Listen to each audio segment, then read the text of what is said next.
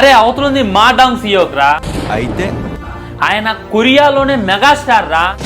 అంటే ఆయనకి బేభత్సమైనటువంటి fan base ఉందిరా.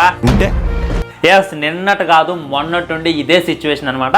అవతల ఉంది మా డాంగ్ సియోక, ఏ డాంగ్ సియోక్ అనేటటువంటిది మాకు అనవసరం. మా స్పిరిట్ మూవీలో ఈ మా డాంగ్ సియోక్ విలన్ గా నటిస్తున్నాడు అని చెప్పి పుకారైతే వచ్చింది. దాన్ని మేము రియల్ చేసిన దాకా ఊకోమని చెప్పి ప్రభాస్ ఫ్యాన్స్ అయితే శబ్దం చేస్తున్నారనమాట.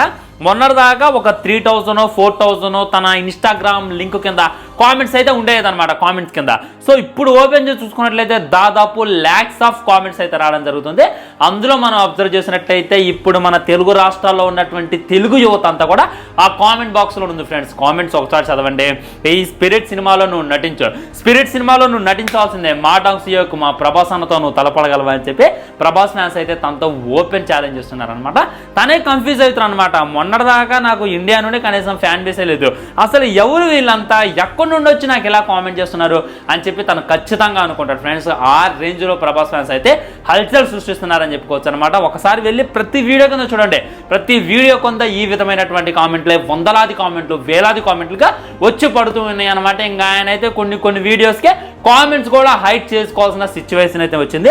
అది మరి పరిస్థితి అలా ఉంటుంది. జస్ట్ పుకార్నే ఈ రేంజ్లో వీళ్ళు ఎలివేట్ చేస్తున్నారంటే ఒకవేళ ఇది నిజమైతే ఏం జరిగిద్ది అనేటటువంటిది ఏం మాత్రం కూడా అర్థం కావట్లేదు అనమాట.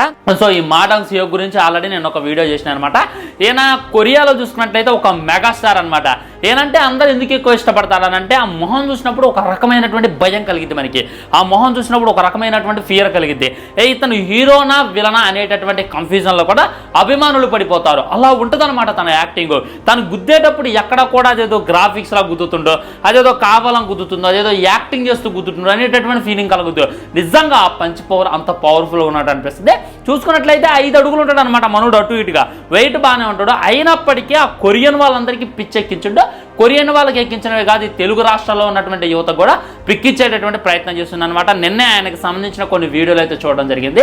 ఆ గుద్దుడేందో, ఆ వాకింగ్ స్టైల్ ఏందో నిజంగా వెనక నుండి చూస్తుంటే ఉత్సపడిపోతుంది అనమాట.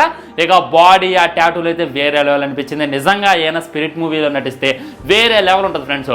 కానీ ఈయన తీసుకునేటటువంటి రెమ్యునరేషన్ చాలా ఎక్కువగా ఉంటుంది. అది మన ప్రభాస్ అనకన్నా ఎక్కువ కాబట్టి అంత రెమ్యునరేషన్ ఇచ్చి ఆయన ఇక్కడ పెట్టుకునేది లేదు. అది కాక ఈయన బయట సినిమాలో నటించింది చాలా అంటే చాలా తక్కువ. అది ఇండియన్ సినిమాలో ఎక్కడ కూడా మనకు కనపడ్డా ఓన్లీ స్పిరిట్ కోసం వచ్చి ఆయన నటిస్తాడు అంటే అది జరిగేటటువంటి విషయం కాదు.